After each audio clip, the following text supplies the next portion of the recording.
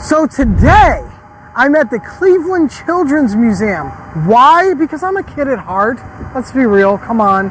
You've seen me on other episodes. I like to explore, and what better place to explore than the most hands-on place in Cleveland inside of a historic Cleveland mansion.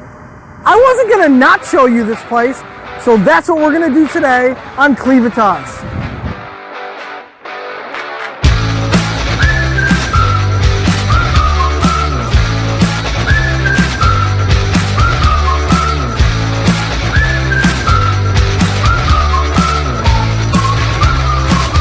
Watching Leave It to Us.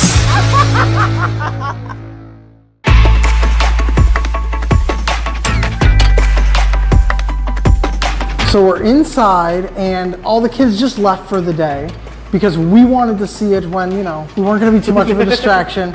And this is Hattie Kotz, and she's going to show us around, right? Absolutely, let's go. Do you love being here with all the kids all the time? I mean, working in a mansion full of toys has its perks, I'll say that. I imagine it would. So you're going to show us some of the most exciting things, right? Absolutely. Let's go take a look. We're ready. All right.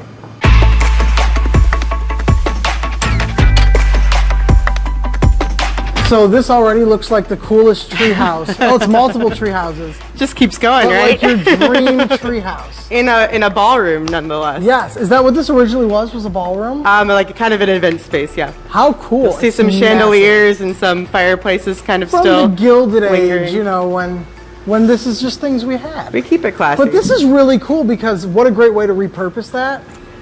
Yeah, we say it's Cleveland's coolest upcycle project. Yeah, absolutely. So all of our exhibits here at the Children's Museum it just looks like fun and it looks like play, but it's all actually grounded in early childhood development. So everything that you see here has a function and a purpose. I love that. So kids can, have free exploration of all the spaces. It's all child-driven exploration and play. Nothing's but they're really, off limits. Nothing's off limits. You can't break anything. And it's all based on foundational skills. So helping children build those foundational skills that we grown-ups take for granted, but you need to learn. You definitely need to learn. Even the foundations of STEM learning, a lot of that is really physical. So climbing in this climbing structure, for instance, learning your body's relationship with space, forward, backward motion, and climbing, that all is the foundations of STEM learning and engineering. So that's just stuff that a lot of people don't know, but that type of play is really important, and it's a pivotal time for children to learn those things. Everything looks really fun and simple, but everything is incredibly intentional. We work with a lot of early childhood specialists and our own education team to reinforce all of our planning, and also safety is a huge feature. We want to make sure everything is boundless, open-ended play that kids can explore without restrictions, because that really sucks the fun out of anything. So we do a lot of work on the back end to troubleshoot. We actually try to break stuff every time we have a new exhibit. That's a fun day. Can I be invited when you guys are breaking stuff? Shoving stuff in where it's not supposed to be, just so that we can find as many possible ways that a child might break something, and we try to fix it. Yeah, it's definitely a weird but fun day. I love that. And this is just the tip of the iceberg, right? Yeah, we actually have 8 exhibits, so this is just one of 8 in our collection. This is our largest exhibit, physical space-wise, and definitely very stunning, but there's a lot of cool adventures to be had at the Children's Museum. Well, let's see some more. Yeah, absolutely. Let's go. Right.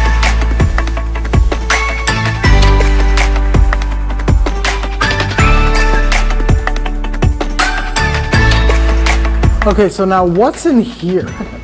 So this is our theater exhibit. So more of that open-ended play that we really support here at the museum. We have a tech department over here where kids can play with light and sound if they're more of a back-of-the-house kind of kid. We also have a hair and makeup and costuming area. And then obviously, most importantly, we have a stage. So we like to keep things really open-ended, let the children kind of decide their own narrative, and not have those rules of this is what you should do in this space. It's what do you want to do in this space? And really self-guided Here's play. the space, make it what it needs to be for you. Yeah, and you see a lot of confidence come out here. Really, it's not, when you think of things that kids play with, you think of toys, and obviously you have a lot of toys. We do. But this is legit, okay? Yes. This is real stage lighting. Yep. This is, I don't know if some of our news stations are this well equipped. Yes, we're so this not. Is professionally outfitted theater space. And we actually do host performances here. In the year of 2023, we have them every month through our CMC Center Stage series. So that is free for all museum guests, just with admission or membership. And we have professional groups actually perform on this little stage. That's what all the professional equipment kind of comes in handy for. How great they is do that? free performances that are, modified to accommodate an early childhood audience. We don't want anything to feel unapproachable or, intimidating. If your kid starts dancing or, wiggling or yelling and you need to leave, it's all good. Yeah. It's all good. We want it to feel like a relaxed How cool. space. And this is part of general admission. So you have this, once a month? So it depends on the month. Everything can be found on our website at cmcleveland.org/CMC Center Stage. Go there right now. So we have concerts throughout the whole year, and we always post them by season on our website. But there's at least one a month, but a lot of the months have multiple things you can come check out. Nice. It makes it really easy to plan a trip here. It does, yeah. We post a season at a time, so you can definitely plan ahead and find the things that you want to make sure you don't miss. Very, very cool. Let's keep exploring. I love this already.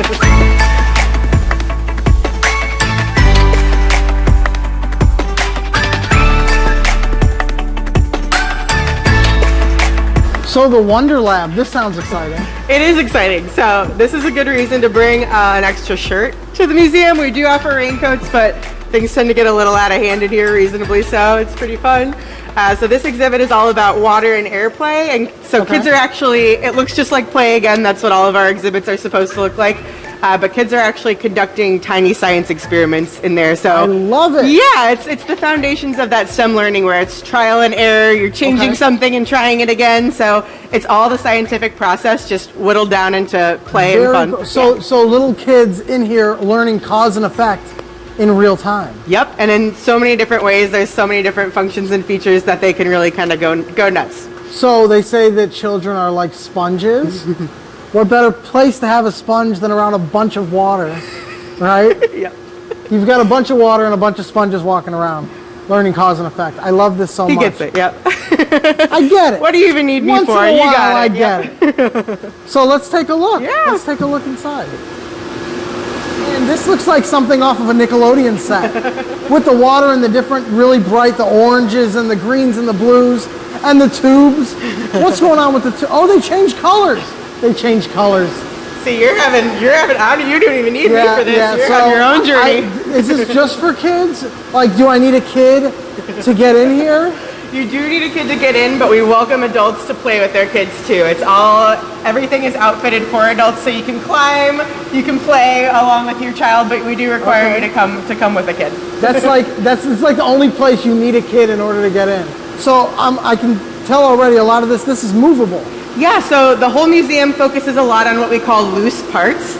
So kids can create their own play story. Again, it's that boundless exploration. Yeah. There's no one function for any one piece. If they wanted to flip these upside down and build a hut out of them, they could. There's no wrong way to play here. Exactly. So these are all pieces and essentially tools that children can use to explore however they want.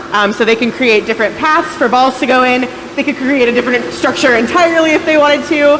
The wall you see behind here is a magnet wall as well. So all of those pieces move as well on that wall. Oh, this wall. Yep, they all move. So, okay.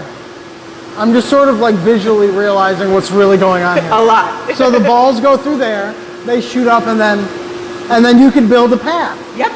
And then this is using laminar flow with water to lift the balls up into the air. I can actually demonstrate. Yes, please do. I love it. Oh! So it shoots right up there. It goes down a track, and then you could use the loose parts at the end to build an extension to that track or whatever you dream up that you want that ball to continue on to. So there's a lot of different ways that a child could play here. So that's good. That's, a really cool advantage of having all the moving parts is that as you grow and your brain is continuing to evolve, the structures you build are going to evolve with them. Yeah, right? Absolutely. So there's different features in every exhibit that are kind of designed for younger kids. We serve children as young as under 1 year old. People think all the time, even though they hear the word children, they think my 1-year-old is too young to go to a museum. Absolutely not the case. They are not. They are not. Get in the car right now. Yeah, come on over. So we have features throughout all of our exhibits. Obviously, the older they get, the more they're going to be able to do. Sure. But for those really young kids, this is the perfect time to start building those habits. And even just that observation of watching other kids play is like essentially a toddler watching a YouTube video on how to be a toddler. Sure. It's really good. And that's what they do now. So this is way better. Way better.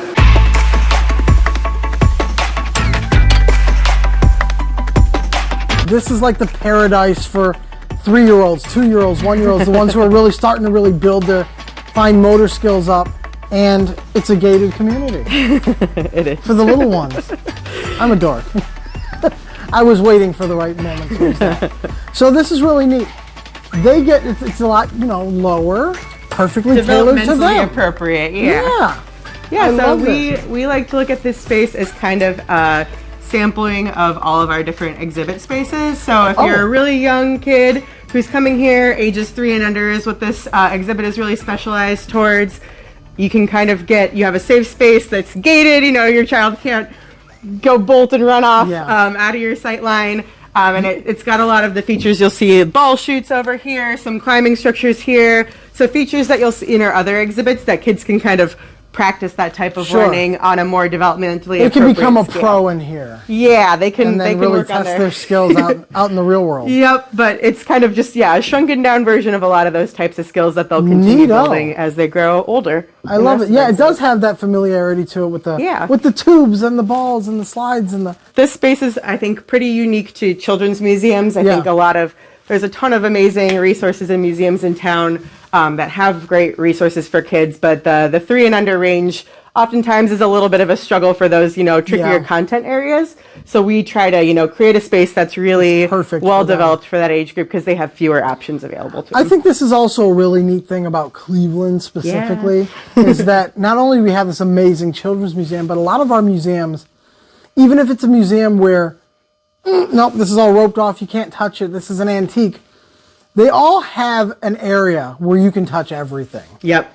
You can't touch the fossils, for example, at the Natural History Museum, but then they have some fossils in the basement you can. Absolutely. And you can play with things and nothing's off limits. And I've gone to quite a few other cities and I've never really seen a city that had as much hands-on as Cleveland. Yep, we take care of our kids in Cleveland. We do, we do. I hear that you guys have this massive dollhouse collection. We do. Can we take a look at that as well? Absolutely. So that's one thing you will only see in Cleveland. That doesn't exist anywhere else. Yep. You'll only see that here because it came from a Clevelander. It did, yep. Cleveland original. We actually have a tiny version of this very house upstairs as well. You do? Yep, we do.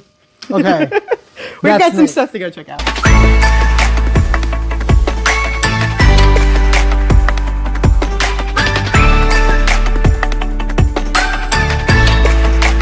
This is roughly where we're standing right now. Really? Mm-hmm. Look how grand this was, though.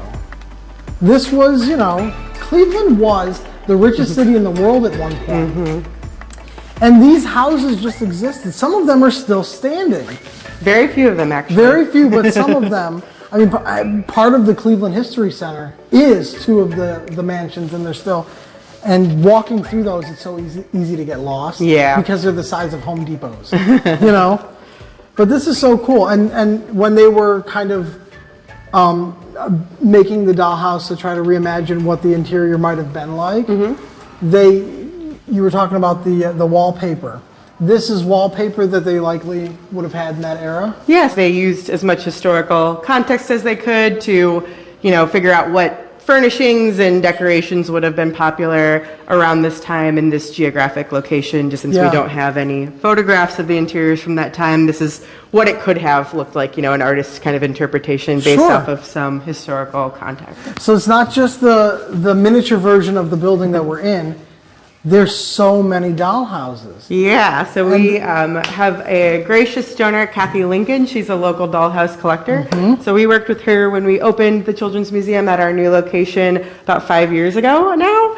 And so this is just a small portion of her total collection. She has an amazing collection. She's renowned for her collection of dollhouses. Absolutely, yeah, and they're incredible. So this is just a small portion of what she has to offer and what she's created. And they're all so unique. Absolutely, yeah. Everyone kind of has its own personality and theme. And this is actually a great conduit for early literacy for young children. Sure. Pointing at familiar objects and using that as kind of a conduit to create dialogue is really good for developing speech. Completely unique to Cleveland. None of these exist anywhere else in the world. This is the only place you can see them. The only place. Definitely have to check it out. If you needed a reason to come down, aside from everything we already showed you, this is a great reason. Check out the spooky one. This is somewhere where I would love to hang out while my kids are exploring the things that kids explore. Although I would be stuck in that water room for hours. I'd probably It's a good never place make to be it up there. stuck, though. But while they're playing, I would love to learn because I love things like this. I'd like to learn the history of. And we do have some great information at the front desk too. So if you don't have time to tear away from that water room to spend in front of this, you can take it with you. Yep. And I'm going to leave with the pamphlet. I know Beautiful. because I love things like this. I absolutely do. This is a great time. So not just for me, obviously, I get to have a great time all the time exploring Cleveland. And this is a great place, and I'm thankful that you had us here to explore it. Yeah, absolutely. You're welcome back anytime. Thank you. I'll bring the kids. What are the... They're going to be mad to know that you came here without them, so I think you're I gonna... have to now. So you're open. What are your hours? What days are you open? What are your hours? And where can we find you online? So we are open every day of the week except for Thursdays. We are closed, and we're open every day from 9 to 1:30 p.m. And cmcleveland.org has all the details. cmcleveland.org. We'll put it on the screen again. Are you guys also on social media? We are. Yep. How can we find you on social media? So on Facebook, we're just the Children's Museum of Cleveland, and on Instagram, we're CMC_Cleveland. Okay. And Twitter is just Children's Museum of Cleveland. You guys tweet? They're so modern in a historic mansion, and they're tweeters. I love it. So we have a lot of Cleveland still to explore. It's never ending here. But thank you for having us. Yeah, thanks so I'll much be for back coming out. soon. And as always, remember, The next time you want to know what to do, where to go, and what to see, check out the show and leave it to us.